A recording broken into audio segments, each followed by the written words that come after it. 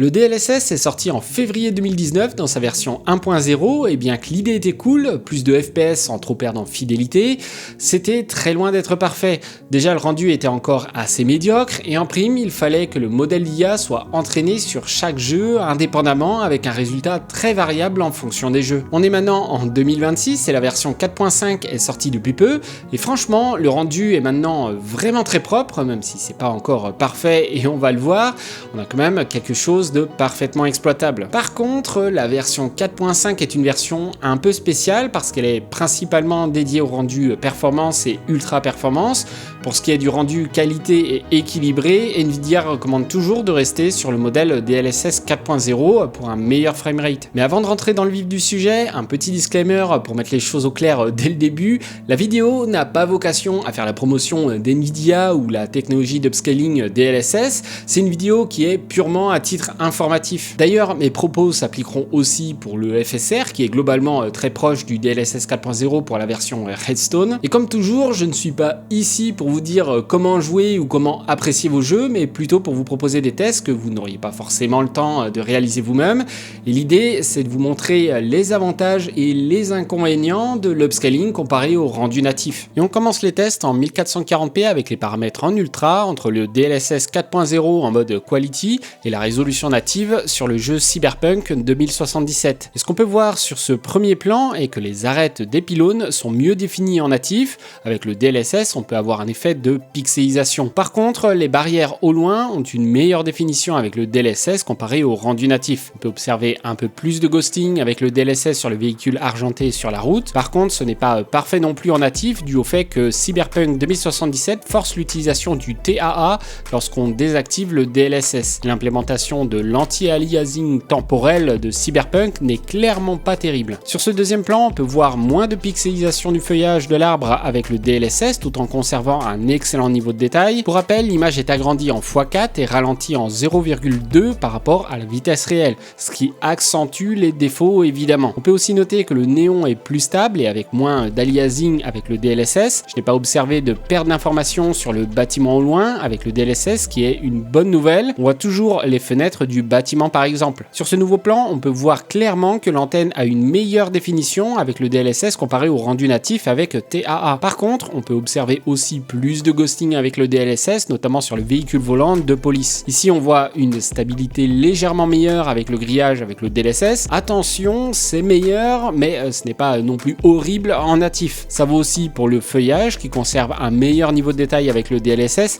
et est moins flou comparé au rendu natif avec TAA. Pour finir, avec Cyberpunk 2077, sur ce dernier plan, on observe une meilleure stabilité des joints du carrelage avec le rendu natif. Par contre, on a bien moins d'aliasing avec le DLSS sur la barrière ici. En prime, on observe un ghosting plus important avec le rendu natif sur ce piéton lorsque son pied obstrue les joints de carrelage comparé au DLSS qui lui aura plutôt tendance à créer un ghosting avec une surpixelisation des éléments présents derrière. Pour finir, les piétons ont une meilleure définition avec le DLSS et sont moins flous, notamment les vêtements comparé au rendu natif. Donc globalement, ce que je note sur Cyberpunk, c'est que le DLSS présente souvent un rendu plus précis et moins flou comparé au rendu natif avec TAA forcé. L'aliasing est souvent mieux géré avec le DLSS, même si on note que ce n'est pas systématique. Et globalement, malgré la présence de ghosting ici et là, on peut voir que l'implémentation du TAA dans Cyberpunk, qui est, je le rappelle, non désactivable avec le rendu natif, présente lui aussi du ghosting. Donc personnellement, je trouve que Cyberpunk présente mieux avec le DLSS en mode quality par rapport au rendu natif avec TAA. Passons maintenant à un autre jeu qui est Hogwarts Legacy, dans la même résolution avec les paramètres en extrême. Sur ce premier plan, on peut observer un rendu du feuillage plus précis avec le DLSS comparé au mode natif avec TAA en élevé. Notez d'ailleurs que comme Cyberpunk, Hogwarts Legacy ne propose pas de rendu natif sans TAA. Par contre, on peut relever plus de ghosting sur les particules avec le DLSS 4.0 en mode quality comparé au rendu en mode natif. Ça ne saute pas aux yeux dans cet exemple, mais c'est bel et bien présent ici, sur cette particule qui passe devant la cheminée en créant une petite traînée de ghosting derrière elle. Sur ce second plan, on peut rapidement observer un meilleur rendu des textures au niveau de l'écharpe et de manière générale sur les vêtements de notre personnage. Le rendu est plus crisp et moins flou comparé au rendu natif. Par contre, je n'ai pas relevé de changement majeur pour les cheveux de notre personnage, ça reste bon dans les deux cas. Sur ce nouveau plan, avec le petit garçon en mouvement, on peut immédiatement voir qu'on qu'on a une pixelisation plus importante autour du personnage avec le DLSS. Par contre, on peut noter pas mal de ghosting dans les deux cas, et je trouve même qu'il est plus facilement visible avec le rendu natif comparé au DLSS dans ce cas précis. Encore une fois, dû au TAA que je rappelle, non désactivable pour le jeu Hogwarts Legacy. Sur le plan suivant, on peut voir un rendu plus précis avec le DLSS, particulièrement au niveau de la végétation au loin. Par contre, j'ai noté plus de pixelisation autour du personnage sur les zones en mouvement, comme le bras. C'est beaucoup plus doux avec le rendu natif. Sur ce dernier plan, on peut voir une meilleure stabilité des cheveux avec moins de pixelisation avec le DLSS. J'ai noté aussi un meilleur rendu de la végétation, encore une fois avec le DLSS, où on voit mieux les détails des différentes branches et feuillages. On a aussi un niveau plus stable au niveau des endroits avec des détails importants, comme ici avec les lunettes. Donc globalement, comme pour Cyberpunk 2077, sur Hogwarts Legacy, le rendu est finalement plus fin avec le DLSS comparé au rendu natif avec TAA. Ce qui fait que je trouve le DLSS plus efficace en tant que méthode d'anti-aliasing comparé au TAA,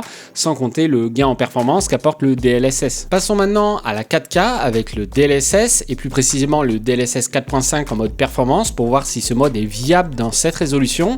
Sur Cyberpunk 2077, sur ce plan on peut voir l'antenne qui a une meilleure stabilité avec le DLSS. Le feuillage du palmier a aussi un meilleur niveau de détail et a plus de stabilité au niveau des pixels. On a moins l'effet crépitement de pixels sur les contours du feuillage. Les câbles ici sont aussi clairement mieux définis avec le DLSS 4.5 en mode performance comparé au mode natif avec l'anti-aliasing temporel. Sur cet autre plan, on peut voir plus de détails au niveau de la rambarde au loin comparé au rendu natif. Gardez en tête que le DLSS 4.5 en 4K avec le mode performance utilise un rendu interne en 1080p.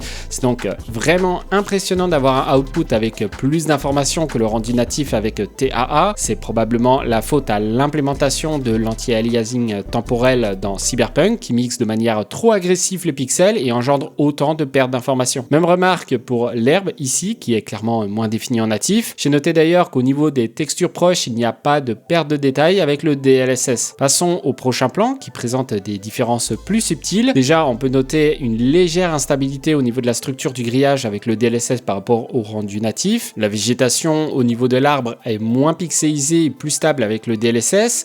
En termes de détail, on a à peu près le même niveau de détail entre le DLSS et le rendu natif. Et pour finir, on peut voir que la partie extrême gauche du grillage scintille plus avec le rendu natif. Avec le DLSS, on a un rendu légèrement plus stable sur cette partie. Pour ce qui est de Hogwarts Legacy, on peut voir qu'il y a une meilleure densité du feuillage de l'arbre de droite avec le rendu natif, mais j'ai plutôt l'impression que c'est dû au fait que le rendu natif est plus flou et moins précis que le rendu avec le DLSS. Pour ce qui est de la branche sèche en mouvement, on a une pixelisation importante lors de la superposition de cette branche avec le feuillage de l'arbre présent derrière avec le rendu natif. Lorsqu'on active le DLSS, cette pixelisation disparaît mais fait place à une sorte de flou pas très clair non plus. Pour le coup, aucun des deux rendus n'est parfait, même si j'ai trouvé le rendu avec le DLSS moins distrayant. Pour ce second plan, on peut voir clairement un bien meilleur niveau de détail de manière générale sur l'arrière-plan avec le rendu en DLSS, notamment au niveau de la végétation qui est bien moins flou comparé au rendu natif. Ici aussi dû au rendu natif avec anti-aliasing temporel. Pour ce qui est de l'herbe en premier plan, même constat, on a plus de détails et surtout une séparation des brins d'herbe plus distincte avec le DLSS. Et on enchaîne avec ce plan de la place de Préolard. On peut voir qu'au niveau du feuillage, on a toujours un meilleur traitement du côté du DLSS. C'est pareil au niveau du tronc d'arbre avec une texture mieux définie et moins floue comparé au rendu natif. Pour ce qui est des lampions, il y a moins de pixelisation avec le DLSS comparé au rendu natif. À noter que le rendu des lumières est plus punchy avec le DLSS 4.5 dû au changement apporté au traitement de cette dernière, mais pour cette partie-là, c'est à la préférence de chacun. On termine sur ce dernier plan destiné à analyser la qualité et la finesse du rendu des textures proches de la caméra. On peut voir immédiatement un rendu plus fin au niveau des reflets humides des pavés ici avec le rendu natif. Par contre, on a plus de contraste et de détails sur les textures légèrement éloignées. En conclusion, le DLSS apporte un meilleur rendu en termes de finesse d'affichage comparé au rendu natif, notamment lorsqu'on a de l'anti-aliasing temporel comme avec Cyberpunk et Hogwarts Legacy. Et c'est étonnamment vrai aussi bien en 1440p qu'en 4K. Je m'attendais à ce qu'en 4K le rendu natif soit bien supérieur étant donné qu'il y a 2 fois plus d'informations que le rendu avec le DLSS en mode performance qui, je le rappelle, a une résolution interne de 1080p lorsqu'on upscale en 4K. Et pourtant, force est de constater que le DLSS 4.5 en mode performance fait des merveilles sur le rendu 4K. Et pour vous donner une idée, avec ma RTX 5070 Ti en 4K natif sur Cyberpunk 2077 avec les paramètres en ultra, on est à 54 fps en moyenne et lorsqu'on active le DLSS 4.5 en mode performance, on monte à 93 fps. Pour ce qui est de Hogwarts Legacy, c'est la même histoire. En 4K natif avec les paramètres en extrême, on est à 68 fps. Avec le DLSS 4.5 en mode performance, on atteint les 100 fps. Donc concrètement, le DLSS est majoritairement supérieur au rendu natif avec TAA. Au passage, ça vaut probablement aussi pour le FSR Redstone si vous êtes chez AMD. Autant en 1440p avec le DLSS 4.0 en mode Quality, je m'attendais à ce type de constat. Autant en 4K avec le DLSS 4.5 en mode performance, pas du tout. Par contre, ce qui m'embête le plus, c'est que les upscalers ne sont plus vraiment une sorte d'option pour booster vos performances en jeu au besoin, mais plutôt une fonctionnalité obligatoire sur certains jeux pour jouer ne serait-ce que décemment. Je pense notamment à Borderlands 4, mais c'est pas le seul. Et c'est précisément là que ça pose problème. L'arrivée des upscalers était potentiellement un moyen de garder sa carte graphique plus longtemps ou de partir sur des GPU plus entrée de gamme avec des performances de cartes milieu de gamme. Mais la réalité, c'est que c'est utilisé par les développeurs comme un moyen de ne plus optimiser leur jeu, ce qui forcément enlève une grosse partie de l'intérêt de cette technologie pour les joueurs avec un budget plus modeste. Et vous, qu'est-ce que vous pensez des upscalers comme le DLSS ou le FSR? Est-ce que vous les utilisez et avec quelle résolution et quel mode entre qualité, équilibré et performance? Faites-le moi savoir en commentaire, je suis très curieux d'avoir vos retours. En tout cas, j'espère que la vidéo vous a plu. Si c'est le cas, pensez à la liker et à vous abonner. Sur ce, à la prochaine, prenez soin de vous, ciao!